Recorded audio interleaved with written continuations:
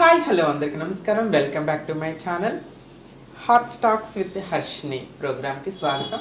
ఈరోజు మన ముందున్న గెస్ట్ ఎవరో కదండి, నాకు బాగా కావాల్సిన ఆత్మీయురాలు. మాటల్లో పోను మీకే తెలుస్తుంది ఎవరిని ఇంటర్వ్యూ చేస్తున్నాను. ఆల్రెడీ మా ఇద్దరికి సంబంధించిన పోస్టులు కానీ ఫొటోస్ కానీ ఆల్రెడీ మీరు సోషల్ మీడియాలో చాలా చూసే ఉంటారు. తను ఎవరో కాదండి, ట్రాన్స్జెండర్ అండ్ మానవ హక్కుల కోసం ఎప్పుడూ పోరాడుతూ ఉంటారు. తను RTI activist, at the same time transgender welfare board మెంబర్గా కూడా ఉన్నారు తెలంగాణలో. రీసెంట్గా సుప్రీంకోర్టు అనౌన్స్ చేసినటువంటి ట్రాన్స్జెండర్ వ్యక్తుల హక్కుల కోసం సుప్రీంకోర్టు నియమించిన కమిటీలో మెంబర్గా కూడా ఉన్నారు. తనతో మాట్లాడి అసలు ఎల్జిబిటీపై క్వేర్ పర్సన్స్ సమస్యలు ఎలా ఉంటాయి, వాటిపై ఆర్టీఐ అంటే ఏంటి, ఆర్టీఐ ఎలా వేసుకోవాలి, అసలు తన లైఫ్ జర్నీ ఎలా స్టార్ట్ అయింది, ఒక యాక్టివిస్ట్గా తన కెరీర్ని ఎలా రన్ చేస్తున్నారు అనేది తనతో మాట్లాడి మరిన్ని విషయాలు తెలుసుకుందాం. Hi mummy. హలో, బాగున్నారా? మీరు ఎలా ఉన్నారు? బాగున్నాను mummy. Thank you so much mummy. First of all, మీరు ఇంత బిజీలో కూడా మీరు ఈ మధ్య ఎక్కువ కాలం చెన్నైలో ఉంటున్నారు. నా కోసం వచ్చిన 2 రోజులు 3 రోజులు హైదరాబాద్లో ఉంటారు. 2-3 రోజుల్లో ఉన్న టైంలో కూడా నేను అడగగానే నా కోసం టైం కేటాయించి వచ్చినందుకు first of all really thank you so much అమ్మ. సో మనం మాట్లాడుకుంటుంటే ట్రాన్స్జెండర్ వ్యక్తుల విషయాల గురించి కానీ ఎల్జిబిటిక్వై ఇష్యూస్ గురించి కానీ మనం ఎంత మాట్లాడుకున్నా ఎప్పుడో ఒక ఇష్యూ జరుగుతూనే ఉంటుంది. మీరు పేరుగాంచారు, ఆర్టీఐ యాక్టివిస్ట్గా పేరుగాంచారు కాబట్టి ఫస్ట్ మనం ఆర్టీఐ అంటే ఏంటి, అసలు ఆర్టీఐ ఏ విధంగా ఎక్కడ వేసుకోవచ్చు అనేది మన ప్రేక్షకులకు చెప్తారా? తప్పకుండా. కానీ దానికంటే ముందు నన్ను మీ యత్నాలలో జోడించి పిలిచినందుకు నేను కూడా మీకు ధన్యవాదాలు ప్రకటించుకుంటున్నాను. ఆర్టీఐ సమాచార హక్కుల చట్టం, ఆర్టీఐ యాక్ట్, ఇది ప్రభుత్వ రంగాలలో ప్రభుత్వము పెట్టుబడి పెట్టిన పబ్లిక్ రంగాలలో మాత్రమే దీన్ని వాడగలరు. ప్రైవేట్ రంగంలో దీన్ని వాడలేము. తద్వారా ఇది 2005లో ఆమోదింపబడి కేంద్ర చట్టసభ, కేంద్ర శాసనసభ చట్టంగా రూపొందించిన ఒక చట్టము. దాని ద్వారా ప్రభుత్వ రంగాలలో ఉన్న సమాచారాన్ని, సూచనల్ని, వివరాల్ని సేకరించుకోవడానికి మంచి పరికరం, మంచి టూల్. అయితే ఇది ఎవరన్నా వేయచ్చు. ఆర్టీఐని భారత పౌరుల్లో ఎవరన్నా, పురుషులు, మహిళలు, ఎక్కడున్నా, ఏ రాష్ట్రమైనా, ఏ కేంద్రపాలిత ప్రదేశం అయినా, వాళ్ళకున్న ప్రశ్నల్ని కేవలం ప్రశ్నలుగా రాతపూర్వకంగా రాసే బదులు పైన ఆ లేఖ పైన RTI under the RTI act 2005 అని ఆ హెడింగ్ రాస్తే చాలు. తద్వారా వారు ఆర్టీఐ చట్టాన్ని వాడి వారి ప్రశ్నలకు సమాధానాలని పొందగలరు. వ్రాసిన వెంటనే సమాధానాలు రావు. చట్టరీత్యా ప్రభుత్వాలకు 30 రోజుల గడువు ఉంటుంది జవాబు ఇవ్వడానికి. 30 రోజుల్లో వాళ్ళు 30వ రోజు కూడా జవాబు ఇవ్వగలరు. 30వ రోజు జవాబిస్తే అది రిజిస్టర్డ్ పోస్ట్లో కనుక, ఇప్పుడు ఈ స్పీడ్ పోస్ట్ కదా, స్పీడ్ పోస్ట్లో కనుక పంపితే చేరడానికి ఇంకో 2-3 రోజులు, 3-4 రోజులు అవ్వగలదు. కానీ ఇప్పుడు ఎన్నో రాష్ట్రాలు, కేంద్రపాలిత ప్రదేశాలు మరియు భారత ప్రభుత్వము కూడా ఈ ఆర్టీఐ అంటే ఆన్లైన్ ఆర్టీఐ అది ఇంకా వేగవంతంగా ఉంటుంది. ఎందుకంటే స్పీడ్ పోస్ట్లో లేక ముఖాముఖి వెళ్ళి సమర్పించే బదులు ఆన్లైన్ వెబ్సైట్లో ఫైల్ చేస్తే అది వెంటనే రిజిస్టర్ అవుతుంది, వెంటనే నమోదైపోతుంది. వాళ్ళు మనకు జవాబు పంపించినప్పుడు కూడా వాళ్ళు పంపించిన 5 నిమిషాలకు మనకు అందుతుంది. ఈమెయిల్ ద్వారా కానీ లేకపోతే ఆన్లైన్ అప్లోడ్ చేస్తారు. దీనికి ఖర్చులు పేదరిక రేఖకు దిగువన ఉన్నవారు, ఎవరికైతే ఇన్కమ్ సర్టిఫికెట్ ఆ విధంగా ఉన్నా, లేక తెల్ల ration card, white ration card, below poverty line ప్రభుత్వ పత్రం ఉన్న, వైట్ రేషన్ కార్డ్ అంటాం కదా, తెల్ల రేషన్ కార్డ్, అది ఉన్నా వాళ్ళు దాన్ని సమర్పించిన ఎడల వారికి ఎటువంటి ఫీజు ఏమీ ఉండదు. అలా పేదరిక రేఖకు దిగువన లేని వారికి రూపాయలు అవుతుంది. అంటే 10 రూపాయలు అడగడానికి కేవలం 10 రూపాయలు.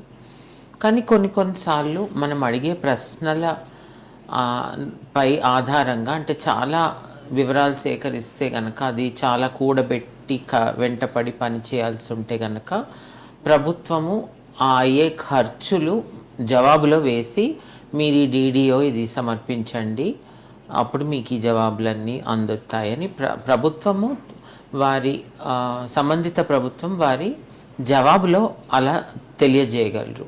అంటే అన్నీ ప్రతిసారి ఇలా కాదు, కొన్నిసార్లు అవుతుంది. అంటే మనం అడిగేది ఏదో చాలా ఎన్నో వందల వేల పేజీల పని అయితే అప్పుడు అలా ఇంత ఖర్చు అవుతుంది అంతా అని సో ఎస్టిమేట్ వస్తుంది. కొన్నిసార్లు జవాబులు రావు, ప్రభుత్వాలు జవాబులు ఇవ్వడం ఇష్టపడరు. ఒక స్టాండర్డ్ రెస్పాన్స్, ఈ విభాగంలో ఈ వివరాలు లేవు అన్నో జవాబు వస్తుంది. అప్పుడు అలా వివరాలు అందకపోతే 30 రోజుల్లో 35 రోజుల్లో వివరాలు అందకపోతే ఫస్ట్ అపీల్, అంటే పై అధికారులకు అపీల్ చేయొచ్చు. ఫస్ట్ అపీల్ అంటారు దాన్ని. RTI వేసినప్పుడు to the public information officer under హెడ్డింగ్లో అండర్ RTI యాక్ట్ 2005 ఉద్దేశించవలసిన అధికారి హోదా to the public information officer PIO అని రాసి మన ప్రశ్నలను అడిగి, అది ఒక DD ద్వారా కానీ లేక IPO అంటారు, ఇండియన్ పోస్టల్ ఆర్డర్ ద్వారా కానీ, IPO Indian postal order any post ఆఫీస్లో, పెద్ద పోస్ట్ ఆఫీస్లో దొరుకుతుంది. DD అయితే బ్యాంక్ నుంచి తీసుకోవాలి. ఆన్లైన్ చేస్తే ఇవన్నీ తలనొప్పి ఉండదు. గూగుల్ పే, ఫోన్పేలో ఇంకా చాలా సులువు, ఇలా స్కాన్ చేసి వేసేయచ్చు. సో ఇవి ప్రక్రియలు.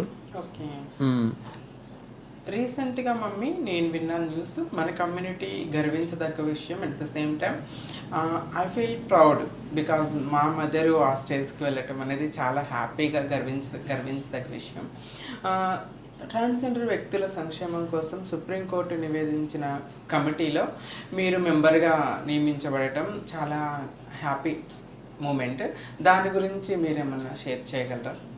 తప్పకుండా. అందులో నేను ఆ తీర్పు సాధించడంలో నా పాత్ర ఏం లేదు. అది మా స్నేహితురాలు జైన్ కౌశిక్ అని ఒక ఆవిడ ట్రాన్స్ మహిళ, పోస్ట్ గ్రాడ్యుయేట్.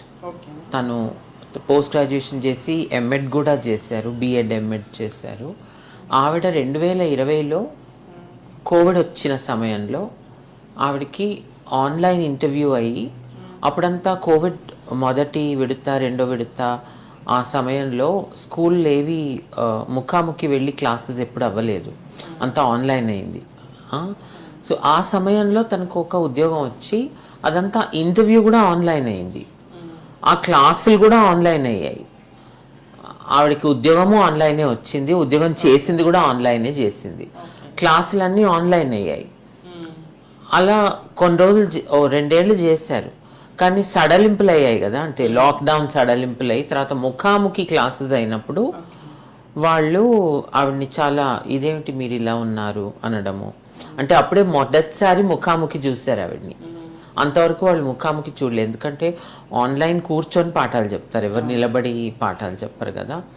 సో వాళ్ళకి అయినా ఆవిడ ఎంత పొడుగున్నా ఎంత వెడల్పుగా ఉన్నా ఏమున్నా ఆవిడ నైపుణ్యానికి, ఆవిడ టీచింగ్ కెపాసిటీ, అంటే విద్యార్థులకు పాఠాలు చెప్పగలిగే అర్హత, చెప్పగలిగే నైపుణ్యానికి తన శరీరానికి ఏం సంబంధం లేదు. మహిళలు టీచర్లుగా ఉండొచ్చు, పురుషులు ఉండొచ్చు, ట్రాన్స్ వారు కూడా ఉండొచ్చు. కానీ ఆ వివక్ష తనకి జరిగింది ఏదో సాకులో. అది తన నైపుణ్యానికి, పనితనానికి సంబంధం లేని సాకు, వివక్షపూరితమైన సాకుతో తను ఉద్యోగం నుంచి తొలగించారు. అలాగే అదే సమయంలో తను ఇంకెన్నో చోట్ల వేరు రాష్ట్రాల్లో, ఒక రాష్ట్రం కాదు, తను ఉండే ఢిల్లీ, హర్యానా, గుర్గాం, నోయిడా, UP. ఇప్పుడు మనకెలా LB Nagar metro to Miyapur metro దగ్గరే కదా, అంటే గంటలో చేరిపోవచ్చు. అలాగే ఢిల్లీ ఇటువైపు హర్యానా ఉంది, అటువైపు UP ఉంది. ఇవన్నీ మెట్రోలో కనెక్ట్ అయి ఉంటాయి. నోయిడా, ఢిల్లీ నుంచి మెట్రో ఎక్కేస్తే నోయిడా చేరొచ్చు. అలాగే ఇంకో మెట్రో ఇంకో లైన్ ఎక్కితే గుర్గాం హర్యానా చేరొచ్చు. అయితే గుర్గాంలో హర్యానాలో కూడా ఇలాగే వివక్ష అయింది. ఆన్లైన్ జాబ్ ఇచ్చేశారు. తను జాయిన్ అవ్వడానికి మొదటి రోజు date of joining, first date of joining అంటారు కదా, వెళ్ళినప్పుడు వాళ్ళు ఆవిడని చూసి ఏంటి మీ 10th ఎందుకు ఇలా ఉంది అని చెప్పేసి డేట్ ఆఫ్ జాయినింగే డేట్ ఆఫ్ టర్మినేషన్ అయింది. తొలగించేదన్నది పనితనాన్ని చూసి, లేక పని చేత కాకపోతే, లేక లీవ్లు ఎక్కువ తీసుకొని డుమ్మాలు కొడితే, లేకపోతే ఏదో దొంగ సర్టిఫికెట్లు పెట్టి లేని చదువు ఉన్నట్టు చూపిస్తే తీసేస్తారు. కానీ ఇక్కడ జాయిన్ అయిన తర్వాత సెక్షువల్ హారాస్మెంట్ లేక ఏదో డబ్బులు మింగేసో ఏదో క్రైమ్ ఉంటే తప్ప, కానీ ఇక్కడ క్రైమ్ ఏమీ లేదు. ఆవిడ ఎటువంటి నేరం చేయలేదు, ఆవిడ ఎటువంటి మోసం చేయలేదు. ఆవిడ పనితనాన్ని గురించి మీరు ఏం చెప్పలేరు, ఎందుకంటే మొదటి రోజు వెళ్ళగానే తీసేశారు. ఆవిడ పని చేస్తే కదా. కాబట్టి ఇది కేవలం వారి వివక్ష, చిన్న చూపు. అలా ఎన్నో రాష్ట్రాల్లో తనకి ఇలాగే అయింది. అంటే వీడియో కాల్లో చూసినప్పుడు వాళ్ళకి అర్థం కాదు. ముఖాముఖి ఆవిడ చాలా పొడుగ్గుంటారు, అంటే ఇంచుమించు 6 అడుగుల 2 అంగుళాలు 3 అంగుళాలు ఉంటారు. ఇలా చూసి ఆవిడ్ని వివక్ష చేయడము, సర్టిఫికెట్లలో ఇదేం పేరు అని అడగడము, ఇలా చాలా ఇబ్బందుల పాలయ్యారు. తను చాలా వివక్ష పాలయ్యారు. వివక్ష పాలై ఇన్ని రాష్ట్రాలలో ఇన్ని తొలగింపులు నిష్కారణంగా, కేవలం తను ఒక ట్రాన్స్ మహిళగా ఉన్నందువల్ల. తను సంబంధిత అదే స్కూల్లో మళ్ళీ వాళ్ళే చేశారు, కానీ ఫార్మాలిటీ కానీ అక్కడ కంప్లైంట్ రాతపూర్వకంగా రాయాలి. రాసి మళ్ళీ 2 వారాలకు జిల్లా విద్యాశాఖ అధికారి, డిస్ట్రిక్ట్ ఎడ్యుకేషన్ ఆఫీసర్ అంటారు కదా, వారికి ఒక ఫిర్యాదు వేసి మళ్ళీ 2 వారాల గడువు తర్వాత మళ్ళీ ఇంకోటి వేసి, మళ్ళీ వాళ్ళు ఏం పెద్దగా చర్యలు తీసుకోనందుకు కార్యదర్శి, విద్యాశాఖ కార్యదర్శికి వినతి పత్రమో ఫిర్యాదో వేసి, అలా అంచెలంచెలుగా ఆ కంప్లైంట్ పైకి తీసుకెళ్ళి వీళ్ళెవ్వరూ న్యాయం చేయనందువల్ల హైకోర్టుకి వెళ్లాల్సి వస్తుంది. కానీ 7 రాష్ట్రాలలో ఒక నిరుద్యోగి, పొట్టకూటికి కొట్టుమిట్టాడుతున్న నిరుద్యోగ ట్రాన్స్ వ్యక్తి 7-8 రాష్ట్రాలలో 7-8 ఉన్నత న్యాయస్థానాలలో ఎలా పోరాడతారు? అప్పుడు సుప్రీంకోర్టే ఈ కేసుని తన ఒరిజినల్ జ్యూరిస్డిక్షన్లో ఇన్ని రాష్ట్రాల్లో పోరాడడం చాలా అన్యాయము. అసలు ఉద్యోగం లేని మనిషి కాబట్టి డైరెక్ట్గా నేరుగా సుప్రీంకోర్టే ఆ కేసులన్నీ తీసేసుకొని 3 ఏళ్ళు విచారణ నడిచింది. 2025లో అత్యున్నత న్యాయస్థానం ఏముందంటే, ఇది ఏకైక ఒకానొక కేసుగా మా దగ్గరికి వచ్చింది, కానీ ఇది ఇటువంటి ఏకైక ఒకానొక కేసు కానే కాదు. ఎందరో ట్రాన్స్జెండర్ వారికి ఇటువంటి వివక్ష, తొలగింపులు, అనైతికమైన చట్టవిరుద్ధమైన తొలగింపులు, ఉద్యోగాల నుంచి తొలగింపులు, అవకాశాలు ఇవ్వని వివక్షపూరితమైన వాతావరణము, ఇవన్నీ జరుగుతూనే ఉన్నాయి, విచ్చలవిడిగా జరుగుతూనే ఉన్నాయని మాకు బాగా తెలుసు. కానీ ఎవరు ఇంత పట్టుదలతో సుప్రీంకోర్టు వరకు వచ్చింది చాలా తక్కువ. అసలు ఇది ఏకైక కేసు, కానీ ఇది ఏకైక కేసు కానీ ఇటువంటి నేరాలయ్యే కేసులు ఇది ఏకైక కేసు కాదు. కోర్టుకు వచ్చింది ఇది ఒకగానొక కేసు. కాబట్టి ఈ ఒక్క కేసుకు న్యాయం చేస్తే మాత్రం సరిపోదని మాకు బాగా తెలుసు అని తీర్పులోనే ఉద్ఘోషిస్తూ వారన్నారు, ఈ ఒక్క కేసుకి న్యాయం చేసినంత మాత్రాన రక్తపాతమై ఉన్న సముదాయానికి న్యాయం అవుతుందని మేము అనుకోము. కానీ మా చిన్న ప్రయత్నంలో మేము ఈ కేసుతో మాత్రమే కాకుండా ఈ సమస్యలన్నిటినీ అర్థం చేసుకోవడానికి ఒక మాజీ ముఖ్య న్యాయమూర్తి, ఢిల్లీ హైకోర్టు ముఖ్య న్యాయమూర్తి జస్టిస్ ఆశా మెనన్ గారిని అధ్యక్షురాలిగా నియమిస్తూ ఒక కమిటీ నియమించి, ఆ కమిటీలో 3 ట్రాన్స్జెండర్ ఉద్యమకారులు, అక్కై పద్మశాలి కర్ణాటక నుంచి, గ్రేస్ బాను తమిళనాడు నుంచి, వైజయంతి వసంత మోగ్లి తెలంగాణ నుంచి, ఇంకొందరు లాయర్లని, ఒక డాక్టర్ని ఇలా ఒక సదస్సు, ఒక మండలి, కమిటీ సృష్టించి అందులో కేంద్ర ప్రభుత్వపు కార్యదర్శులు, హోం, మహిళాభివృద్ధి, శిశు సంక్షేమ కార్యదర్శి, సామాజిక న్యాయం, సాధికారత, సోషల్ జస్టిస్ అండ్ ఎంపవర్మెంట్ కార్యదర్శి, health and medical, health and family welfare, వైద్య ఆరోగ్య శాఖ కార్యదర్శి, ఇలా ఒక 6-7 కార్యదర్శులని కూడా మెంబర్లు చేసి ఏమన్నారంటే, భారత ప్రభుత్వపు కార్యదర్శులు ఇందులో ఎక్స్ అఫిషియో మెంబర్స్గా సభ్యులుగా ఉన్నా వీళ్ళకి ఎటువంటి నిర్ణయాలు తీసుకునే హక్కులు ఇవ్వబడలేదు.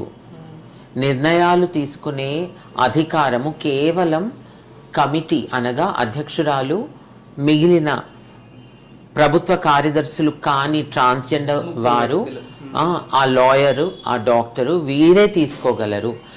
ఆ కార్యదర్శులు ఈ కమిటీ తీసుకున్న నిర్ణయాన్ని అమలు చేయడమే వారి బాధ్యత. ఈ కమిటీకి అధ్యక్షురాలి నేతృత్వంలో ఈ కమిటీకి ప్రతి రాజ్యంలో ఉన్న ముఖ్య కార్యదర్శిని, చీఫ్ సెక్రటరీని హాజరు చేసే అధికారం ఉంది. డైరెక్టర్ జనరల్ ఆఫ్ పోలీస్ని హాజరు చేసే అధికారం ఉంది అని చాలా స్పష్టంగా ఉద్ఘోషించారు. కేంద్ర రాష్ట్ర ప్రభుత్వాలు ఈ కమిటీతో సమన్వయపరిచి కలిసి పోతే గనక తక్షణమే ధిక్కరణ పిటిషన్ ద్వారా అధ్యక్షురాలు కానీ, ఆ లాయర్ ఉన్నారు కదా, అమైకస్ అంటారు, అమైకస్ క్యూరీ, ఆ లాయర్ ద్వారా అధ్యక్షురాలు కమిటీ సుప్రీంకోర్టుని మళ్ళీ ఆశ్రయించి ధిక్కరణ పిటిషన్ ద్వారా కంటెంప్ట్ చర్యలను కోర్టు ద్వారా తీసుకోగలరు. కాబట్టి ఇది హెచ్చరిక కేంద్ర రాష్ట్ర ప్రభుత్వాలకు అని హెచ్చరించారు. ఇట్స్ వెరీ నైస్, చాలా హ్యాపీ, గర్వించదగ్గ విషయం యాక్చువల్గా.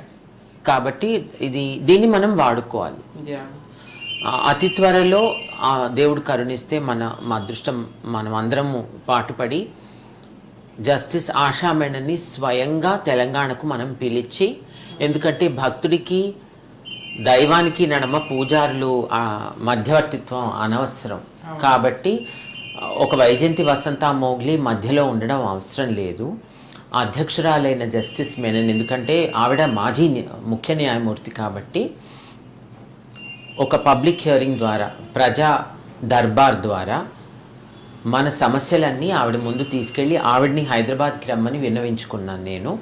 ఆవిడ అతి త్వరలో 1-2 నెలల్లో హైదరాబాద్కి వస్తారు. మనం ఆవిడ ముందు అందరము హాజరయ్యి మన సమస్యలు ఏంటో మనం తెలియపరచుకోవాలి. ఇది అయితే చాలా ఆనందించదగ్గ విషయం మమ్మీ. మీరు నాట్ ఓన్లీ యాక్టివిస్ట్గానే ఉంటూనే తెలంగాణ ట్రాన్స్జెండర్ వెల్ఫేర్ బోర్డులో మెంబర్గా కూడా ఉన్నారు గత తెలంగాణ రాష్ట్రంలో. దాని గురించి అసలు బోర్డు ఎలా ఫామ్ అయింది, మీరు బోర్డు మెంబర్గా మీ ఎక్స్పీరియన్సెస్ ఏంటో మా ప్రేక్షకుల కోసం షేర్ చేసుకోవాలి. ఏం పెద్ద గర్వకారణమైన విషయం కానీ కాదు, చాలా బాధాకరమైన విషయం. భారతదేశంలో ఎన్నో రాష్ట్రాలలో, అది తెలంగాణలో కూడా బోర్డులు నామమాత్రానికి ఉండిపోయాయి. ఈ బోర్డులో సమావేశాలు కూడా సరిగ్గా జరుపుకోలేదు. 2 ఏళ్ల కాలక్రమంలో ఒకే ఒకసారి అఫీషియల్గా మీటింగ్ అయింది, ఒకే ఒకసారి మినిట్స్ ఆఫ్ ద మీటింగ్స్ విడుదల చేశారు. మిగిలిన సమావేశాలన్నీ బోర్డ్ సమావేశంగా పిలవబడలేదు, దాని మినిట్స్ ఇవ్వబడలేదు. సో దీంతో మీరు అంచనా వేసుకోవచ్చు ఎంత ఏమంటారు, ఒక సక్సెస్ఫుల్గా తర్వాత ఓ ప్రణాళిక ప్రకారము బాధ్యతాయుతంగా ఈ బోర్డుని నిర్వహించే బాధ్యత ట్రాన్స్జెండర్ సభ్యుల పైన లేదు. ఎందుకంటే వాళ్ళు ప్రభుత్వం కాదు, జీతాల మీద లేరు, వాళ్ళు అడ్వైజర్స్గా తీసుకోబడ్డారు. వారికి ట్రాన్స్జెండర్ సభ్యులకు పౌరుల నుంచి, సిటిజన్స్ నుంచి పన్నులు అందవు, అది ప్రభుత్వానికే అందుతుంది. కాబట్టి వనరులు ప్రభుత్వం దగ్గరే ఉంటాయి. సో ఇది కేవలం తెలంగాణని మాత్రమే విమర్శిస్తున్నానని కాదు, భారతదేశంలో ఎన్నో రాష్ట్రాలలో ఈ బోర్డులు కేవలం నామమాత్రానికి ఉండిపోయాయి. ఇప్పుడు ఈ సుప్రీంకోర్టు నేతృత్వంలో ఏర్పరచబడ్డ కమిటీ కూడా దీన్ని అధ్యయనం చేయాలి, చేయమని కూడా తీర్పులో ఉంది. ట్రాన్స్జెండర్ చట్టము పరిధిలో సృష్టించబడిన నియమాలు, రూల్స్ మరియు వివక్ష రహిత నాన్ డిస్క్రిమినేషన్ పాలసీ, వివక్ష రహిత విధానం గురించి, రీజనబుల్ అకామిడేషన్ అంటే కొన్ని అవకాశాలు పొందడానికి కొన్ని రాయితీలు ఇవ్వాల్సిన అవసరం ఉంటుంది. ఆ రీజనబుల్ అకామిడేషన్ విధానాన్ని కూడా రూపొందించమని. సో వీటన్నిటినీ పరిశీలించి, సమీక్షించి, విశ్లేషించి ఒక నివేదికను సమర్పించాలి ఈ కమిటీ. సో బోర్డుల గురించి నేను ఏమి గర్వకారణంగా అసలు చెప్పుకొనే లేను. చాలా బాధాకరమైన పరిస్థితి. ఇదొక విధంగా చూస్తే ఇదొక అవకాశము, దీన్ని మళ్ళీ సరిదిద్దుకోవాలి. మమ్మీ, మీలాంటి యాక్టివిస్టులు, ట్రాన్స్జెండర్, క్వేర్, ఎల్జిబిటిక్యూ యాక్టివిస్టులు చాలామంది పోరాడి మనకి చాలా చట్టాలను తీసుకొచ్చారు. Nonsense judgment, transgender protection act, 377 act, ఇలాంటివి చాలా. అంతకుముందు మన ట్రాన్స్ వ్యక్తులకి ఎవరికైనా రేప్ అయినా, అన్యాయమైనా, పోలీస్ స్టేషన్కి వెళ్ళినా, కోర్టులకి వెళ్ళినా న్యాయం దొరికిన కేసులు తీసుకొని ఇన్సిడెంట్స్ నుండి మనం చాలా నేర్చుకొని మీలాంటి వాళ్ళు చాలా పోరాడి చట్టాలు తీసుకొచ్చారు. ఇన్ని చట్టాలు మీరు తీసుకొచ్చినా కూడా మన కమ్యూనిటీలో చాలా వరకు అన్ఎడ్యుకేటెడ్స్ అయి ఉండటం వల్ల వీటి గురించి అవగాహన కూడా చాలామందికి లేదు. సొసైటీకి కూడా అవగాహన లేదు. ఇప్పుడు చాలామంది ట్రాన్స్ వ్యక్తులు అంటే వాళ్ళ లైఫ్ గురించి, కష్టాల గురించి, బాధల గురించి, వీటన్నిటి గురించి చెప్పగలరు. కానీ చట్టాల గురించి చెప్పగలిగిన వ్యక్తులు మీలాగా కొంతమందే ఉంటారు. సాధ్యమైతే మన ఛానల్ ద్వారా ఎవరైతే కమ్యూనిటీ వ్యక్తులు కానీ, నాన్ కమ్యూనిటీ వాళ్ళు చూస్తారో వాళ్ళకి చట్టాల గురించి కొంతవరకు అవగాహన ఇప్పిద్దాం అనుకుంటున్నాను. అది మీరు మాత్రమే చెప్పగలరు. ఆ కమ్యూనిటీలో కొంతమంది మాత్రమే చెప్పగలరు. ఆ కొంతమందిలో మీరు ఒకళ్ళు. కాబట్టి నేను చట్టాల గురించి కొంచెం మీరు చెప్తారని hopefully. So what is transgender protection act ఏం చెప్తుంది? ఆ యాక్ట్ ద్వారా మన కమ్యూనిటీకి ఏ విధమైన మేలు జరిగింది mummy? Transgender persons protection rights act, transgender వ్యక్తుల హక్కుల రక్షణ చట్టం 2019. దీన్ని మనం అర్థం చేసుకునే ముందు దీని పునాది ఆధారమైన నల్సా తీర్పుని అర్థం చేసుకోవాలి. ఎందుకంటే నల్సా తీర్పుని అమలు చేయడానికి ఈ చట్టం వచ్చింది. నల్సా తీర్పులో స్వీయ గుర్తింపుని ఉద్ఘోషిస్తూ సర్జరీ అయినా అవ్వకపోయినా ఒకరు వారిని ట్రాన్స్ వ్యక్తిగానో లేక పురుషులుగానో మహిళలుగానో గుర్తిస్తే ఆ స్వీయ గుర్తింపుకు చట్టరీత్యా గుర్తింపు ఉంది అని అత్యున్నత న్యాయస్థానం ఉద్ఘోషిస్తూ నల్సా తీర్పిచ్చింది. అదొక అంశం. ఇంకో అంశం ఏంటంటే ఆ స్వీయ గుర్తింపుకు లింగ మార్పిడి శస్త్రచికిత్స ఉంటే తప్ప ఇవ్వబడదు అని చెప్పడము అనైతికము, చట్టవిరుద్ధము, రాజ్యాంగ విరుద్ధం అని కూడా అదే తీర్పు ఉద్ఘోషించింది. అంటే నీకు సర్జరీ అయింది కాబట్టి నేను గుర్తిస్తున్నాను, అవ్వలేదు కాబట్టి గుర్తించను అని చెప్పడము, అవ్వలేదు లింగ మార్పిడి శస్త్రచికిత్స అవ్వలేదు, ఎందుకు చేసుకోలేదు కాబట్టి నేను నిన్ను ట్రాన్స్ వ్యక్తిగా గుర్తించను అని చెప్పడము అనైతికము, చట్టవిరుద్ధము అని ఉద్ఘోషించింది. అంతేగాక పలు విధాలుగా ట్రాన్స్జెండర్ వారికి, transgender persons should be given all kinds of reservation as socially and educationally backward classes. అంటే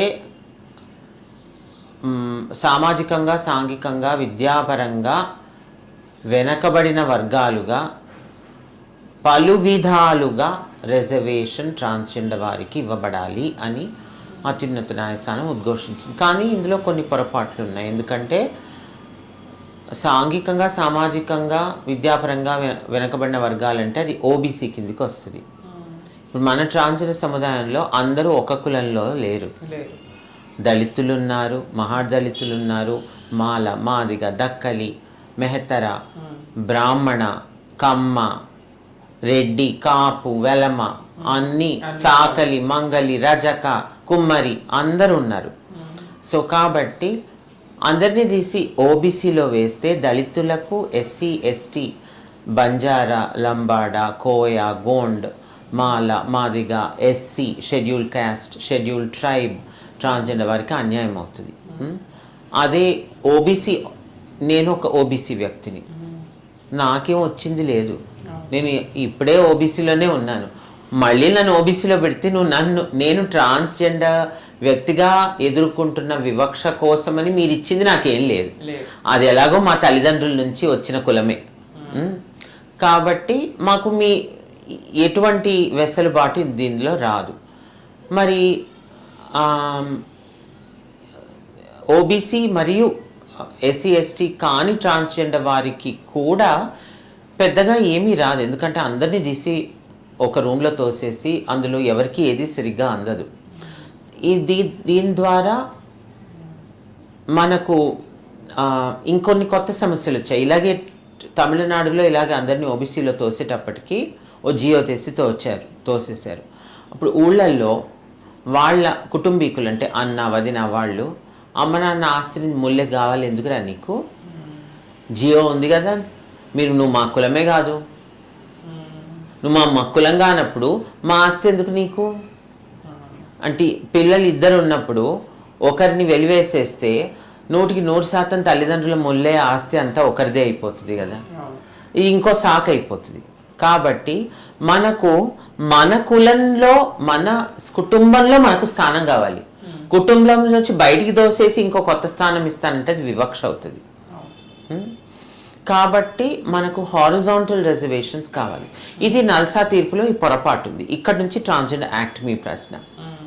ట్రాన్స్జెండర్ యాక్ట్ మళ్ళీ స్వీయ గుర్తింపుని ఉద్ఘోషించారు, కానీ కొంత మార్పులు ఈ యాక్ట్ని బలపరుస్తూ రూల్స్ నియమాలు, transgender person protection rights rules 2020, transgender వ్యక్తుల హక్కుల రక్షణ నియమాలు 2020. ఇందులో ఏముందంటే పురుషుల నుంచి ట్రాన్స్ వ్యక్తులుగా మారడానికి ఎటువంటి సర్జరీ అవసరం లేదు, కానీ పురుషుల నుంచి మహిళలుగా గుర్తింపబడడానికి సర్జరీ అవసరము అని అది స్పష్టంగా ఆ నియమాల్లో తెలుస్తోంది. ఇంకోటి, స్వీయ గుర్తింపుని గుర్తిస్తూ ప్రభుత్వము ట్రాన్స్జెండర్ సర్టిఫికేట్ ఐడి కార్డ్ మనకు అందించగలగడము, దానికి మనము దరఖాస్తు పెట్టి పొందగలము. పొందిన తరువాత కొన్ని సంక్షేమ పథకాలలో పాల్గొనే అవకాశాలు ఏర్పడగలగలము. సో ఈ వెసులుబాటు ఏర్పడుతుంది, కొంత వెసులుబాటు. కానీ మళ్ళీ ఇందులో చాలా సమస్యలు ఉన్నాయి. చట్టంలో మనపైన లైంగిక హింస అయినప్పుడు, లైంగిక హింస ట్రాన్స్జెండర్ వారిపై ఎంతో అవుతుంటుంది, అదే మహిళ పైన అయినప్పుడు చట్టాలు చాలా కఠినంగా శిక్ష పడే చట్టాలు ఉన్నాయి. అదే మన ట్రాన్స్జెండర్ హక్కుల చట్టంలో శిక్ష అంతగా లేదు, స్టేషన్ బెయిల్ తీసుకొని బయటకు వచ్చేయగలరు. సో కాబట్టి అక్కడ చట్టం సరిగ్గా మనకు న్యాయం చేయటం లేదు, చట్టము సరిపోదు. మళ్ళీ ఇది సుప్రీంకోర్టు కమిటీ దీన్ని అధ్యయనం చేసి నివేదికలో రాయాలి, జస్టిస్ ఆశా మెనన్ గారి ఆధ్వర్యంలో. తర్వాత ఇందులో వివక్ష రహిత వాతావరణం ఉండాలి ఉద్యోగాలలో, విద్యారంగంలో, అన్ని రంగాల్లో అని ఉంది, కానీ ఉండాలి, వివక్ష ఉండకూడదు అంటే సరిపోదు కదా, వివక్ష అవుతూనే ఉంటుంది. వివక్ష అవుతే మళ్ళీ శిక్ష ఏమిటో సరిగ్గా లేదు. సో శిక్ష భయం లేనప్పుడు వివక్ష అవుతూనే ఉంటుంది. శిక్ష భయం ఉన్నా కూడా వివక్ష అవుతుంది ఎన్నో చట్టాలలో. కానీ ఇక్కడ వివక్షకు శిక్ష లేదు, హింసకు కూడా ఏం పెద్ద శిక్ష లేదు. అది 6 నెలల నుంచి 18 నెలల జైలు శిక్ష, అంటే స్టేషన్ బెయిల్. అది పెద్ద శిక్ష కాదు, కోర్టుకి వెళ్ళే అవసరం కూడా లేదు, స్టేషన్లోనే మన వాళ్ళు అంటారు కదా, గోడికాంధ్రలోనే బెయిల్ తీసుకొని బయటపడొచ్చని. సో కాబట్టి ఇవి చట్టంలో ఉన్న లోపాలు. మరి అనుభవం ద్వారా చూసింది ఏంటంటే, ఇప్పటికీ ట్రాన్స్జెండర్ వారి సర్టిఫికేట్స్, ఐడి కార్డ్స్ వారు పొందడంలో ఇబ్బందులు చాలా పడుతున్నారు. ఇప్పటికీ ఎంఆర్ఓలు, కలెక్టర్లు కొందరు, అక్కడక్కడ అందరు కాదు, కొందరు దాన్ని అలాగే త్రిశంకు ప్రదేశంలో వదిలేస్తున్నారు. వారిని సర్జరీ సర్టిఫికేట్ ఇవ్వమంటున్నారు, నీ ఫోటో ఎందుకు ఇలా అబ్బాయిలాగుంది అని అడుగుతున్నారు. అవన్నీ అనవసరము. వాళ్ళు గనక ఇప్పుడు కొత్త చట్టంలో ఏముంది, పురుషుల నుంచి మహిళలుగా మారి ఫీమేల్గా చేసుకోవడానికి సర్జరీ సర్టిఫికేట్ అడగొచ్చు, కానీ పురుషుల నుంచి ట్రాన్స్గా మారడానికి ఏ సర్జరీ సర్టిఫికేట్ అవసరం లేదు. మమ్మీ ఇంకొకటి చూసుకుంటే ఇందాక మనకి క్షితిజ సమాంతర రిజర్వేషన్ గురించి మీరు మాట్లాడారు. ఆల్రెడీ మీరు చాలామందికి అంటే ఐ మీన్ ఎడ్యుకేషన్ కోసం ఎగ్జామ్స్ రాసి సీట్ రాక రిజర్వేషన్స్ కోసం క్యాస్ట్ పరంగా కాకుండా మన కమ్యూనిటీ బేస్డ్ చేసుకొని క్షితిజ సమాంతర రిజర్వేషన్ ఇవ్వాలి అని చెప్పి చాలామంది కోసం ఫైట్ చేశారు. మన కమ్యూనిటీ వాళ్ళు దాని ద్వారా చాలామంది సీట్ వచ్చి చదువుకుంటున్న వ్యక్తులు కూడా గర్వంగా చెప్పుకుంటున్నారు, వైజయంతి అమ్మ నాకు హెల్ప్ చేశారు అనేసి. సో ఇది ఎలా సాధ్యం? ఎడ్యుకేషన్ ప్లస్ ఎంప్లాయ్మెంట్ రెండిట్లో క్షితిజ సమాంతర రిజర్వేషన్ కావాలంటే మనం ఏ విధంగా పోరాటం చేయాలి, ఏ విధంగా ఇది చేసుకోవచ్చు? ఇది సముదాయం, ట్రాన్స్జెండర్ సముదాయం పెద్ద ఎత్తున దీన్ని ప్రభుత్వానికి, తెలంగాణ ప్రభుత్వానికి తెలియజేయాలి, డిమాండ్ ఒత్తిడి తేవాలి. రిజర్వేషన్ అనేది రెండు ముఖ్య కారణాల వల్ల ఇవ్వబడుతుంది. ఒకటి వెనకబడి ఉన్న స్థాయి అంటే లెవెల్ ఆఫ్ బ్యాక్వర్డ్నెస్. రెండవది వారి జనాభా పరంగా మన జనాభా పురుషులంతా మహిళలంతా ఉండదు, కానీ మనకి ఇప్పటికీ మన జనాభా ఏంటో తెలియదు. 2014లో సమగ్ర కుటుంబ సర్వే ప్రకారం అప్పుడు ట్రాన్స్ మెన్ జనాభా లెక్కలు గణాంకాలు ఎవరు లెక్క పెట్టలేదు. ట్రాన్స్ పురుషులది.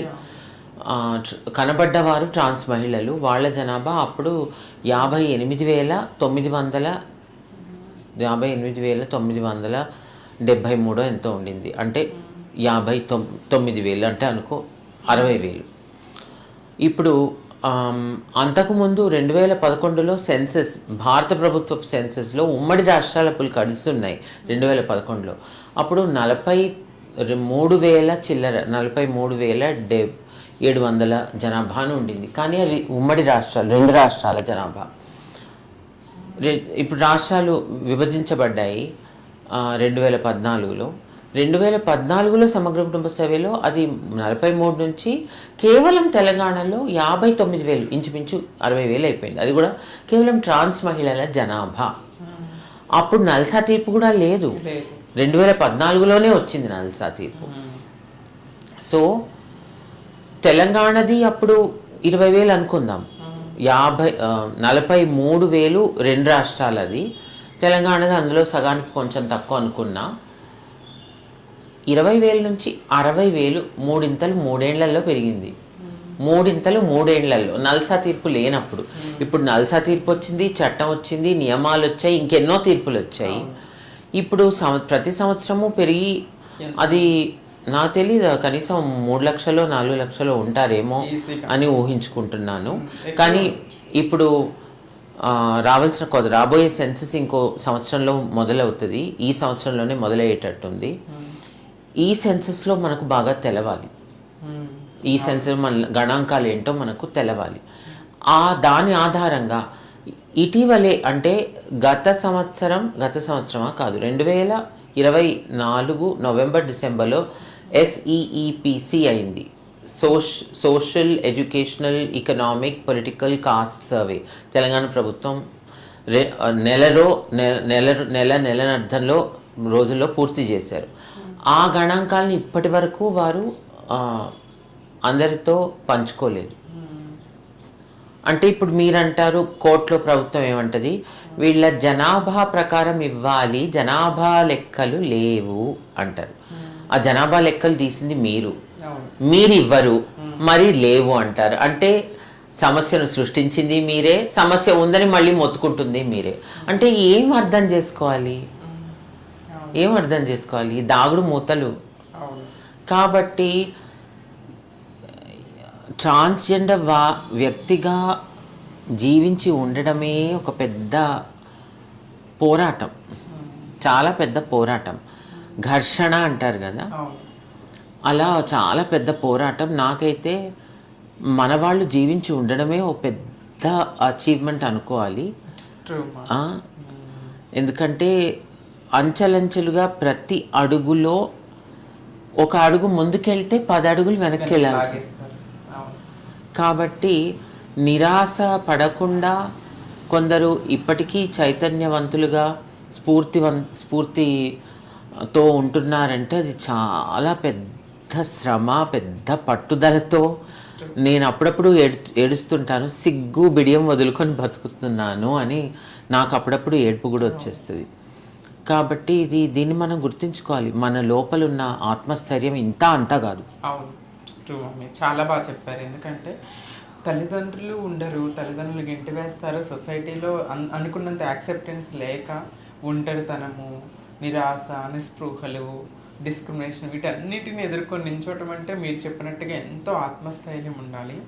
మమ్మీ అంతకుముందు కొంతకాలం కొన్ని సంవత్సరాల క్రితంతో పోల్చుకుంటే ఇప్పుడు మన ట్రాన్స్పేర్ ఎల్జిబిటిపై వ్యక్తులు అన్ని రంగాలలో జాబ్స్ కానీ బిజినెస్లు కానీ చేసుకుంటూ కొంతవరకు ముందుకెళ్తున్నారు.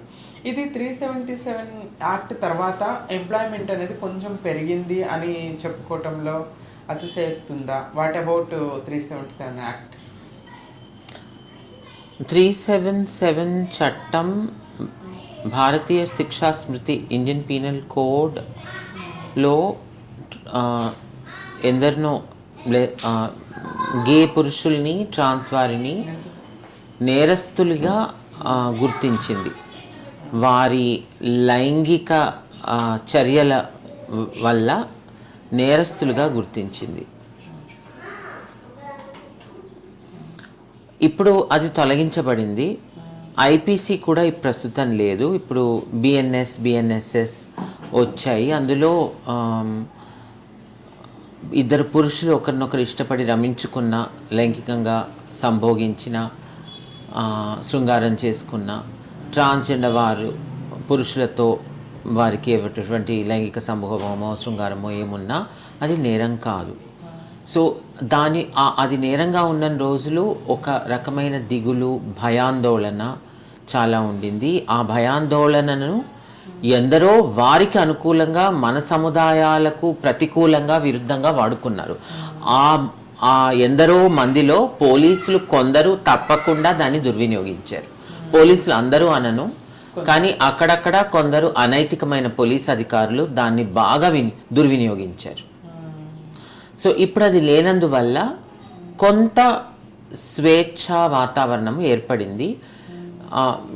మన జనజీవన స్రవంతిలో కూడా, అంటే సమాజంలో కూడా వీళ్ళు మనుషులే అన్న అవగాహన కొద్దిగా అంచెలంచెలుగా పెరిగింది. ఇంకా పెరగాలి అంతే, అదేమి పూర్తిగా పెరగలేదు. మన తల్లిదండ్రులే ఇప్పటికీ మనల్ని ఎందరో గుర్తించరు, సహకరించరు. సో మమ్మీ, నెక్స్ట్ ఇప్పుడు మనం ఆర్టీఐల గురించి మీరు ఇందాక క్లియర్గా ఎక్స్ప్లెయిన్ చేస్తారు. వాట్ అబౌట్ పిల్? ఆర్టీఐకి పిల్కి డిఫరెన్స్ ఏంటి? అది ఎలాంటి సందర్భాల్లో మనం పిల్ వేసుకోవచ్చు? ఓ పూర్తి సముదాయానికి అన్యాయం జరుగుతున్నప్పుడు, ఒక అన్యాయమైన సంఘటన ఒక వ్యక్తికి మాత్రం నిమిత్తం కానప్పుడు, అది ఓ పూర్తి సముదాయం అంటే దళితులే కావచ్చు, ట్రాన్స్జెండర్ వారే కావచ్చు, అంగవైకల్యము కలవారే కావచ్చు, ఇంకెవరైనా యాసిడ్ అటాక్ సర్వైవర్సే కావచ్చు, ఓ పూర్తి సముదాయానికి సంబంధించిన విషయము అన్యాయమైనప్పుడు ప్రజా ప్రయోజన వ్యాజ్యం, ఆ రిట్ పిటిషన్ని ప్రజా ప్రయోజన వ్యాజ్యం అంటారు. సో ఆ పూర్తి సముదాయానికి ఇప్పుడు ఉదాహరణకు ఎవరో కొట్టారు, లేక ఎవరో దొంగతనం చేశారు. అది దొంగతనము లేక దోపిడీ, ఇది ప్రజా ప్రయోజన వ్యాజ్యం అవ్వదు. ఎందుకంటే ఒకరిపైన ఒకరు చేసిన దోపిడీ. కానీ ఒకరిని ఇంకొకరు కులపరంగా చాలా ఘోరంగా తిట్టారు అన్నప్పుడు వారిని మాత్రమే కాదు, ఆ పూర్తి కులాన్ని తిట్టినట్టు అవుతుంది. ఆ విషయాన్ని అలా ఓ పూర్తి సముదాయం పైన దుష్ప్రభావం ఏర్పరిచిన విషయాన్ని న్యాయస్థానాలు ప్రజా ప్రయోజన వ్యాజ్యాల ద్వారా వారికి న్యాయం చేకూర్చే ప్రయత్నం చేస్తాయి. కానీ ఇందులో ఫిర్యాదుదారులకి ఎటువంటి వెస్టెడ్ ఇంట్రెస్ట్, అంటే తెలుగులో ఎలా చెప్పాలో అంటే, వారు ఇది కేవలం సమాజ సేవ కోసం చేయాలి, తద్వారా వారికి ఏదో లబ్ధి ఉండకూడదు, వ్యక్తిగతంగా ఓ సెల్ఫిష్ ఇంట్రెస్ట్ ఉండకూడదు, వెస్టెడ్ ఇంట్రెస్ట్ అంటారు. సో ఆర్టీఐ అన్నది కోర్టుకి సంబంధించిన విషయం కాదు, వ్యాజ్యం కాదు. అయ్యా. అది ప్రభుత్వ రంగంలో, ప్రభుత్వ విభాగాల్లో, ప్రభుత్వ శాఖల్లో వాడగలిగే ఒక పరికరం, ఒక టూల్. ప్రజా ప్రయోజన వ్యాజ్యం అన్నది ఓ రకమైన రిట్ పెటిషన్. అది ఓ పూర్తి సముదాయం పైన ప్రభావం తీస్తున్నప్పుడు దాన్ని ప్రజా ప్రయోజన వ్యాజ్యం అంటారు. Okay, very nice. మమ్మీ, నాకు ఇప్పుడు what about not only me per LGBTQI trans మహిళలు ఏ రంగంలోనైనా, for example I tell myself, నేను సినిమా రంగంలో ఉన్నాను అనుకోండి, బికాజ్ ఆఫ్ నా జెండర్ని బేస్ చేసుకొని నా అవకాశాలు లాగేయబడ్డాయి బికాజ్ ఆఫ్ మై జెండర్ అన్నప్పుడు నేను ఏ విధంగా లీగల్గా ప్రొసీడ్ అవ్వచ్చు. నాట్ ఓన్లీ సాఫ్ట్వేర్ కంపెనీలో ఇందాక మీరు చెప్పినట్టుగా ఒక అమ్మాయికి జాయిన్ అయిన రోజే తీసేశారు. ఒకవేళ జాయిన్ అయిన కొన్ని రోజుల తర్వాత తను సాఫ్ట్వేర్ జాబ్లో బికాజ్ ఆఫ్ హర్ జెండర్ తను తొలగించారనుకోండి, అప్పుడు మనం ఏ విధంగా లీగల్గా ప్రొసీడ్ అవ్వచ్చు? నాకు తెలిసి వారు ప్రప్రథమంగా అదే తీసిన ఆ యాజమాన్యానికి ఒకసారో రెండుసార్లు ఫిర్యాదు రాయాలి. వాళ్ళు ఏమీ చేయకపోవచ్చు, వాళ్ళే దీన్ని చేసి ఉంటారు. కానీ న్యాయస్థానాలకు మనం చూపించగలగాలి ఏంటంటే వాళ్ళకి నేను ఒకటి కాదు 2 ఇన్ని అవకాశాలు ఇచ్చాను, ఈ అన్యాయాన్ని సరిదిద్దండి అని నేను వారికి రాసి 2 వారాలు గడువిచ్చి మళ్ళీ రాశాను, 2-3 అవకాశాలు ఇచ్చాను. దాని తర్వాత నేను తిన్నగా న్యాయస్థానానికి రాలేదు. అంచెలంచెలుగా ప్రతి దారి వాడాను, ప్రతి తలుపు, ఐ నాక్డ్ ఎవ్రీ డోర్, ప్రతి తలుపుని నేను బాదాను. అంటే ఇప్పుడు విద్యారంగం అయితే డిస్ట్రిక్ట్ ఎడ్యుకేషన్ ఆఫీసర్, జిల్లా విద్యాశాఖ అధికారి, వారిపైన ఉన్నవారు విద్యాశాఖ కార్యదర్శి, విద్యాశాఖ ముఖ్య కార్యదర్శి, అలా అంచెలంచెలుగా కంప్లైంట్ చేసుకుంటూ ఇప్పుడు ఇది విద్యారంగం అవుతే, ఉద్యోగ రంగం అవుతే ఆ లేబర్ కమిషనర్ వారికి కంప్లైంట్ చేసి, అక్కడికి వెళ్లే ముందు మన యాజమాన్యానికే కంప్లైంట్ చేసి, మన కంపెనీలో ఉన్న యాజమాన్యానికి, అలా అంచెలంచెలుగా వెళ్ళి మనం పోరాడవలసిందే. ఇంకా గత్యంతరం లేదు. అందరూ పోరాడాలి, ఖచ్చితంగా పోరాడాలి, మీకు ఇష్టం ఉన్నా లేకపోయినా పోరాడవలసిందే అని మనమేం తీర్మానించలేము.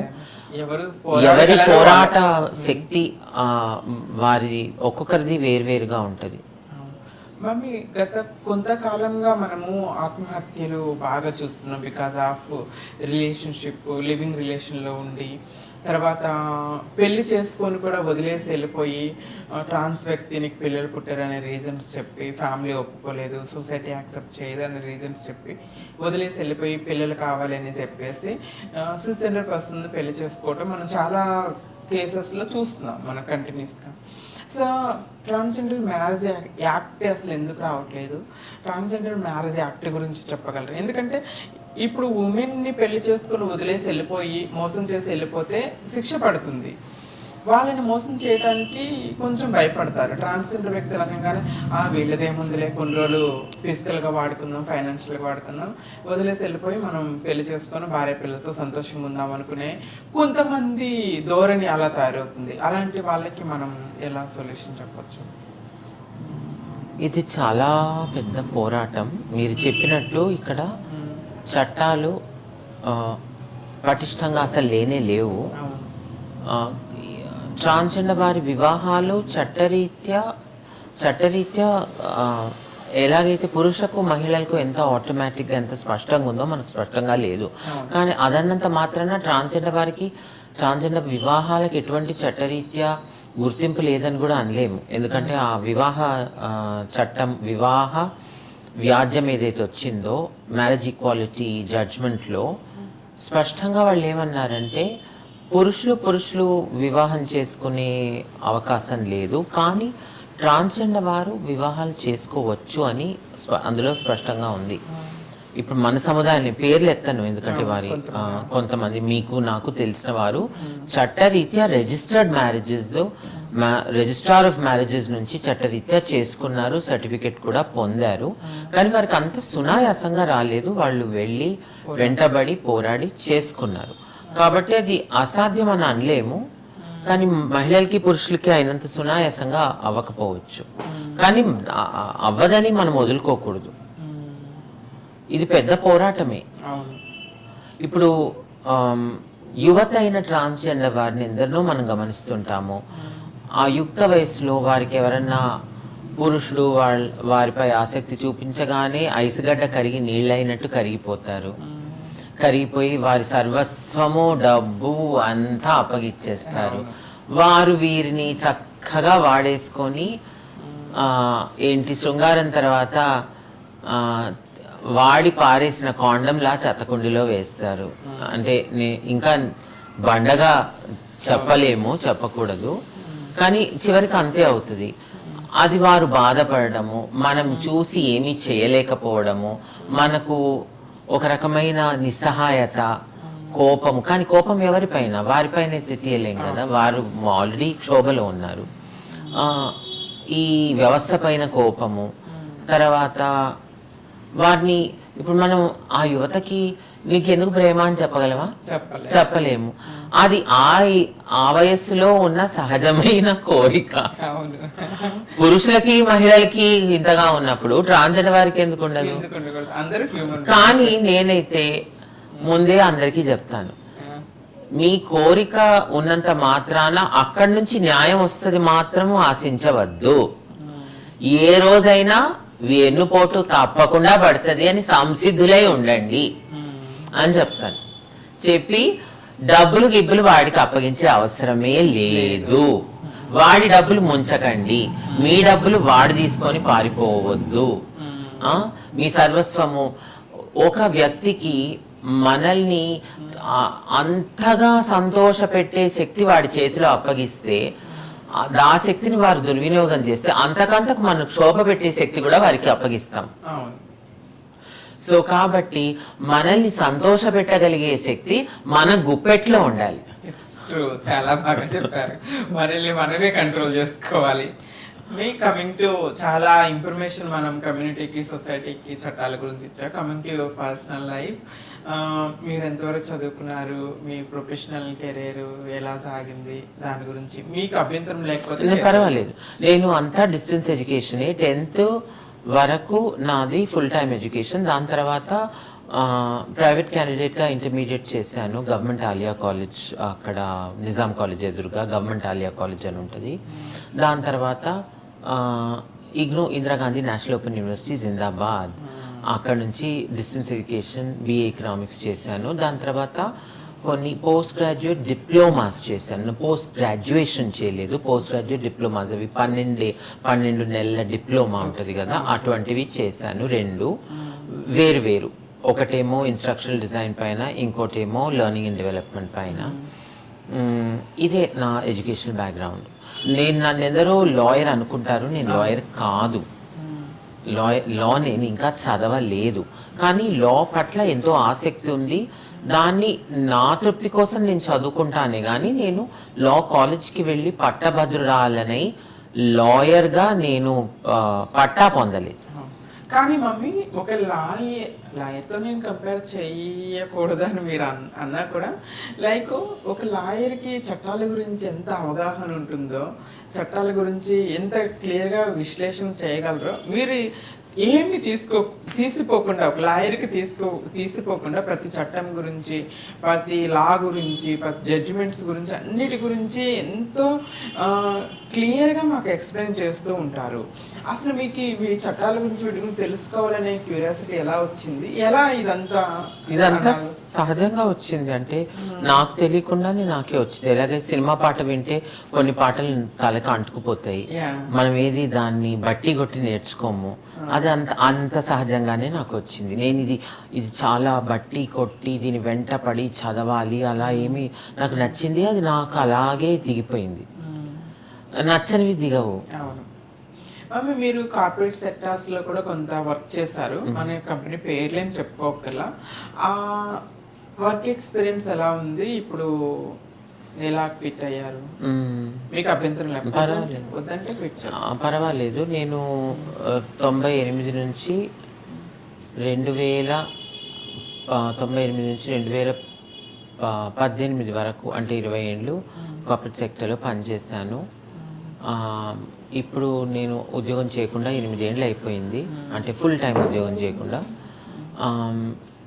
అప్పుడు అప్పుడు చాలా మటుకు ఆ పురుషుడిగా వెళ్ళి ప్యాంట్ షర్ట్ మీద ఉద్యోగం చేశాను. నల్సా తీర్పు వచ్చిన తర్వాత చాలా మురిసిపోయి నేను ట్రాన్స్జెండర్ వ్యక్తిని అని నేను చెప్పుకోవడము, సుప్రీంకోర్టు తీర్పు వచ్చినంత మాత్రాన సమాజంలో వివక్ష ఇలా చిటుకన ఎగిరిపోదు. కానీ నేనంతా చాలా తెగ మురిసిపోయి అన్నీ చెప్పేసుకొని చాలా కష్టాల పాలై చెట్టుగుట్ట పాలయ్యాను. అప్పుడు ఆ వివక్ష వల్ల, ఉదాసీనత వివక్ష వల్ల చాలా నాకు అవినీతి అన్యాయం నా పట్ల జరిగింది. అది ఎందరికో జరిగింది, నాకు జరిగింది. ఇంకా అది కొన్ని రోజులు దాన్ని భరించుకున్నాను, దాని తర్వాత వదులుకున్నాను.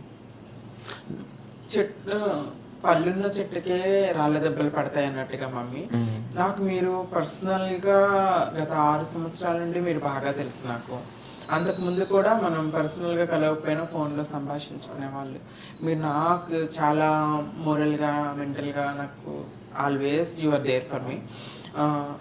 చాలా మందికి, నాలాంటి చాలా మందికి మీరు ఆల్వేస్ సపోర్ట్గా ఉన్నారు. లీగల్ ఇష్యూ ఉన్నా, ఒక సజెషన్ ఉన్నా, ఎంప్లాయ్మెంట్ కోసం, ఎడ్యుకేషన్ కోసం, ఎలాంటి ఇన్ఫర్మేషన్ కావాలన్నా మీ నుండి వస్తుంది.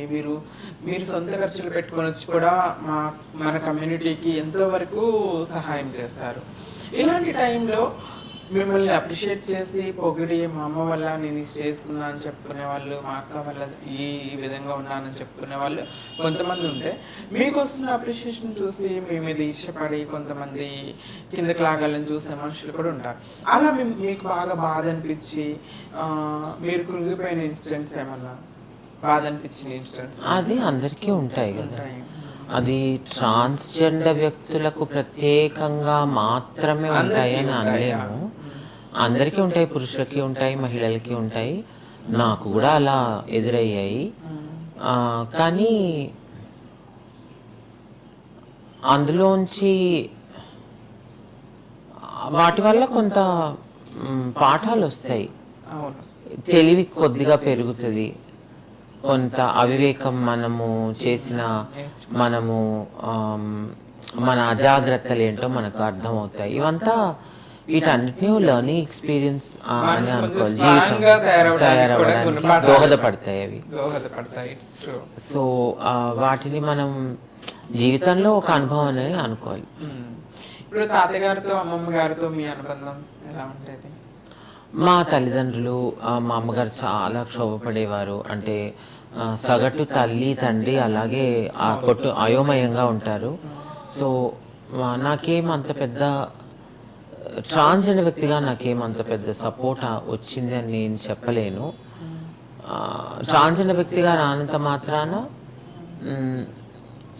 మా అమ్మ నాన్నే వారికి నా పట్ల అక్కర ప్రేమ ఉండింది. కానీ ట్రాన్స్జెండర్ వ్యక్తిగా అది వారు ఏం పెద్దగా అర్థం చేసుకోలేకపోయారు. ఇప్పుడు మా అమ్మగారు కూడా కాలం చేసి 9 ఏళ్ళు అయింది. ఆవిడ జీవిత కాలంలో ఆవిడ ఆరోగ్యంగా ఉన్నప్పుడు నాకు సపోర్ట్ కానీ, ఆవిడకి నేను ఇతరుల ద్వారా అందించే సపోర్ట్, పేరెంట్స్కి ఎటువంటి సపోర్ట్ ఉండదు. మనకన్నా మనం బయటికి వెళ్తాము సోషల్ మీడియా ద్వారా, ఫోన్ల ద్వారా, మీడియా ద్వారా మనం ఏదో పొందుతాము. కానీ మన తల్లిదండ్రులకి ఆ సపోర్ట్ ఏమీ లేదు. వాళ్ళు చాలా కొట్టుమిట్టాడారు. ఇప్పటికీ మా నాన్నగారికి, ఇప్పుడు మా నాన్నగారు 96 ఏళ్ళు, మొక్కయి వంగది మానయ్య ఎలా వంగుతుంది. సో ఇప్పుడు నేనే వారిని యాక్సెప్ట్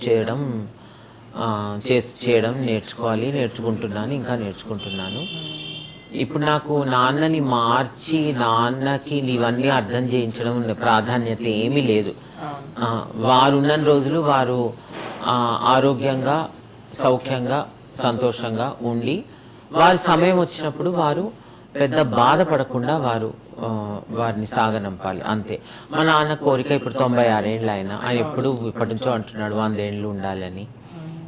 అది దేవుడు అనుగ్రహించి అది పూర్తవ్వాలి. ఇవే నాకు నాన్నని మార్చాలని అది అనవసరం. నేను పర్సనల్గా చూసానమ్మా, మీరు తాతగారిని ఎంత బాధ్యతగా చూసుకుంటారు, ఎంత కేర్గా చూసుకుంటారు.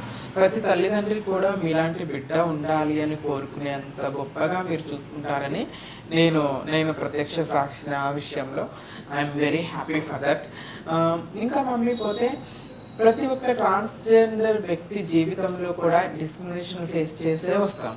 మీరు అలా ఎడ్యుకేషన్ టైంలో కానీ లేకపోతే ఎంప్లాయ్మెంట్ టైంలో కానీ పిల్లల నుండి హరాస్మెంట్స్ కానీ ఫిజికల్ వైలెన్స్ కానీ లేకపోతే మాటల ద్వారా అలాంటివి ఏమైనా ఫేస్ చేస్తాం? నా బాల్యంలో చాలా లైంగిక హింస, లైంగిక దురాగతాలు అయ్యాయి. ఎందరికో అయ్యాయి, నాకు అయ్యాయి.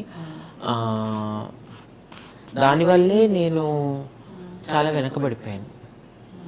అంటే వికసించవలసిన సమయములో కృంగి కృషించిన పరిస్థితులు ఏర్పడి అది మనందరికీ ఎంతో కొంత అయింది. అది అయ్యి ఉండకపోతే మనం ఇంకెక్కడో ఏదో వేరే స్థాయిలో ఉండేవాళ్ళం అనిపిస్తుంది నాకు ఇప్పటికీ. కానీ అది అయినందుకే నేను యాక్టివిస్ట్ అయ్యానేమో. ఆ కొరత వల్ల ఇంకేదో బలము ఏర్పడుతుంది. కానీ అందరికీ ఇలా అవ్వాలని మాత్రం నేను అస్సలు అనను. నా గురించి నేను మాట్లాడుకుంటున్నాను. యాక్టివిస్ట్గా మారిన తర్వాత మమ్మీ మీరు ఈ యాక్టివిస్ట్గా ఉన్న ఇంతకాలంలో చాలా యాక్టివిజం పనులు చేస్తారు, కమ్యూనిటీకి నాన్ కమ్యూనిటీకి చేస్తారు. మీకు సెల్ఫ్ సాటిస్ఫాక్షన్ ఇచ్చిన వరకు దీనివల్ల ఐఎమ్ వెరీ హ్యాపీ, దీనివల్ల నేను సక్సెస్ అయ్యాను, కొంతమందికి మేలు చేయగలిగాను అని సెల్ఫ్ సాటిస్ఫాక్షన్ ఇచ్చిన ఇన్సిడెంట్స్ ఉన్నాయా? కొన్ని ఉన్నాయి. ఒకటి ఆ యూనక్స్ యాక్ట్ని రద్దు చేయించగలడము. ఇంకోటి నేను పోరాడిన తీర్పు, నేను ఇంకా ఇద్దరు ట్రాన్స్జెండర్ వ్యక్తులు మేము పోరాడిన తీర్పు వల్ల వెల్ఫేర్ బోర్డు ఫామ్ అవ్వడము, తీర్పు వచ్చిన తర్వాతే అది ఫామ్ అయింది. కాబట్టి ఈ కొన్ని కానీ ఇప్పటికీ నేను నాకు ఇంకెంతో చేయవలసి ఉండిందేమో అని అనిపిస్తుంది. యూనిక్స్ యాక్ట్ రద్దు గురించి ఏమైనా చెప్పగలరా?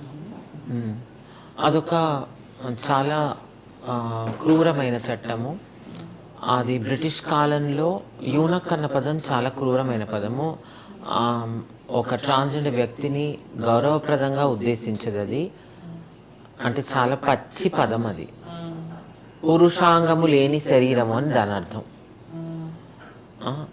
సో ఆ యూనక్స్ యాక్ట్లో వారెంట్, కోర్టుకి వెళ్ళి వారెంట్ తెచ్చుకోకుండానే ఒక ట్రాన్స్జెండర్ వ్యక్తి, అంటే పురుష శరీరంలో మహిళల దుస్తులు వేసుకొని తిరిగే వారిని కోర్ట్ నుంచి వారెంట్ లేకుండానే పోలీస్ అరెస్ట్ చేయగలదని, పిల్లల సమక్షంలో పిల్లల పరిసరాల్లో వీళ్ళు కనపడితే, ట్రాన్స్జెండర్ వాళ్ళు కనపడితే తక్షణమే అరెస్ట్ చేయమని ఉంది. అంటే ఒక ట్రాన్స్జెండర్ వ్యక్తి, ఇప్పుడు మన దగ్గర ఎందరో భరతనాట్యం, కూచిపూడి డాన్సర్స్ ఉన్నారు. వాళ్ళు క్లాసులు చెప్పాలంటే పిల్లలకి కదా చెప్తారు చాలా మటుకు. సో వాళ్ళు భరతనాట్యం, కూచిపూడి నాట్యాచారులు అవ్వకూడదా? శాస్త్రీయ సంగీతం చెప్పేటప్పుడు కూడా పిల్లలు చిన్న వయసులో వచ్చి నేర్చుకుంటారు. ట్యూషన్ క్లాసెస్ చెప్తారు స్కూల్ పిల్లలకి. అయితే పిల్లలకి కదా చెప్పాలి. ఇప్పుడు కొందరు ట్రాన్స్జెండర్ వారు అక్కడక్కడ స్కూల్ టీచర్స్గా పనిచేస్తున్నారు. వాళ్ళు పిల్లలకి కదా చెప్తారు. సో పిల్లల సమక్షంలో కనపడ్డంత మాత్రాన వారిని నేరస్తులుగా అనుకోవడము చాలా వివక్షపూరితమైన ఆలోచన, హింసాత్మకమైన ఆలోచన. ఆ యూనక్స్ యాక్ట్ని ఆర్టీఐ వాడి గత 10 ఏళ్లలో ఎన్ని అరెస్ట్లు అయ్యాయి, ఎన్ని ఎఫ్ఐఆర్లు అయ్యాయి, ఈ సమాచారం అంతా సేకరించి ఉన్నత న్యాయస్థానం ముందు పెట్టి, ఆ న్యాయస్థానం యూనక్స్ యాక్ట్ని assault on the dignity of transgender persons అనింది. అంటే ట్రాన్స్జెండర్ వ్యక్తుల ఆత్మగౌరవం పైన ఈ యూనక్స్ చట్టము ఒక తీవ్రమైన దాడి అని చెప్పి, ఈ యూనక్స్ చట్టానికి రాజ్యాంగంలో ఎటువంటి స్థానం లేదు అని దాన్ని తీసి వాళ్ళు తోసేశారు, చెత్తగుండలో వేశారు. అదొక మంచి మార్పు.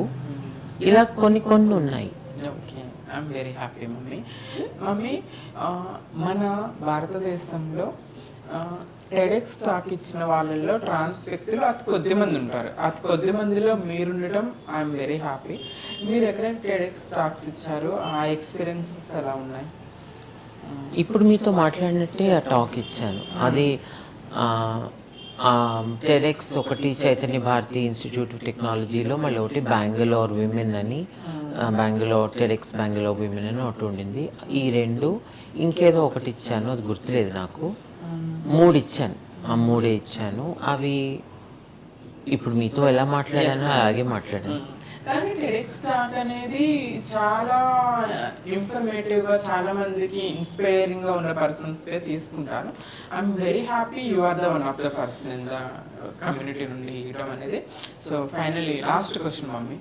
సో మన ట్రాన్స్ వ్యక్తుల జీవితాలు మెరుగుపడాలంటే ఈ ఎడ్యుకేషన్ ఎంప్లాయ్మెంట్లో ఎటువంటి చట్టాలలో ఎటువంటి మార్పులు రావాలి, మనలో ఎటువంటి మార్పులు రావాలంటారు మీ ప్రకారం?